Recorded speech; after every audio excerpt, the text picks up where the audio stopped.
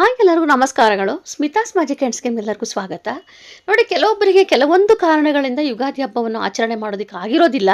ಅಂದರೆ periods problem ಇರ್ಬೋದು, ಅಥವಾ ಸೂತಕ ಇರ್ಬೋದು, ಅಥವಾ ತಾಯಿ ಮನೆಗೆ ಹಬ್ಬಕ್ಕೆ ಅಂತ ಹೋಗಿರ್ಬೋದು. ಹಾಗಾಗಿ ನಮ್ಮ ಮನೆಗಳಲ್ಲಿ ನಾವು ಹಬ್ಬ ಮಾಡಬೇಕಾದ್ರೆ ಆಸೆ ತುಂಬ ಜನಕ್ಕಿರುತ್ತೆ. ಸೊ ಅವರಿಗೆ ಇದೊಂದು ತುಂಬಾ ಒಂದು ಖುಷಿಯಾದ ವಿಚಾರ ಅಂತ ನಾನು ಹೇಳೋದಕ್ಕೆ ಇಷ್ಟಪಡ್ತೇನೆ. ನಾವು ಈ ಯುಗಾದಿ ನಂತರದ ದಿವಸಗಳಲ್ಲಿ ಯಾವೆಲ್ಲ ದಿವಸಗಳಲ್ಲಿ ನಾವು ಮತ್ತೆ ಯುಗಾದಿ ಹಬ್ಬವನ್ನು ಆಚರಣೆ ಮಾಡ್ಬೋದು ಅನ್ನೋದ್ರ ಬಗ್ಗೆ ಮಾಹಿತಿ ಕೊಡ್ತಾ ಇದ್ದೇನೆ.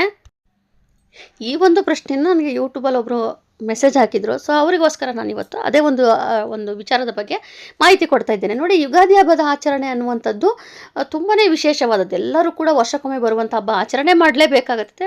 ಹಾಗಾಗಿ ಮಾಡೋದಕ್ಕೆ ಆಗದೆ ಇರುವಂಥವ್ರು ಏನಪ್ಪ ಅಂತಂದರೆ, ಈಗ ನಮಗೆ ಚೈತ್ರ ಮಾಸ ಒಂದು ತಿಂಗಳ ಪೂರ್ತಿ ನಮಗೆ ಶುಭ ದಿನಗಳೇ ಆಚರಣೆ ಆಗಿರುತ್ತದೆ. ಹಾಗಾಗಿ ಈಗ ನಮಗೆ ಯುಗಾದಿ ಹಬ್ಬ ನಮಗೀಗ ಮಾರ್ಚ್ 19ನೇ ತಾರೀಕು ಆಚರಣೆ ಮಾಡದೇ ಇರುವಂಥವ್ರು ವರ್ಷದ ಹೊಸ ತೊಡಕು ಅಂತೇಳಿ ಶುಕ್ರವಾರದ ದಿವಸವೂ ಕೂಡ ಆಚರಣೆ ಮಾಡ್ಬೋದು. ಅದು ಶುಕ್ರವಾರವೂ ಸಹ ಮುಗಿದೋಗಿದೆ. ಸೊ ಹಾಗಾಗಿ ನಂತರದ ದಿವಸ ಅಂತ ಬಂದಾಗ ಪಂಚಮಿ, ಸೋಮವಾರದ ದಿವಸ ನಮಗೆ ಪಂಚಮಿ ತಿಥಿ ಇದೆ.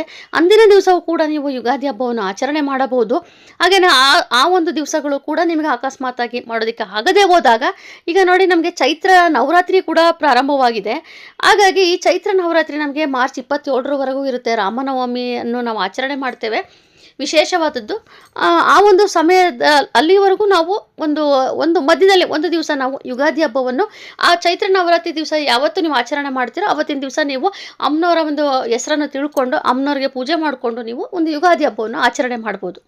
ಈಗ ಒಂದು ಪಕ್ಷದಲ್ಲಿ ಇದು ಕೂಡ ನಿಮಗೆ ಮಾಡೋದಕ್ಕೆ ಆಗದೆ ಹೋದಾಗ ನೋಡಿ, ತುಂಬಾ ಒಳ್ಳೆಯ ಸಮಯ ಅಂತ ಬಂದಾಗ ಏಪ್ರಿಲ್ 14ನೇ ತಾರೀಕು ಸೌರಮಾನ ಯುಗಾದಿ ಅಂತೇಳಿ ಬಂದಿರುತ್ತದೆ.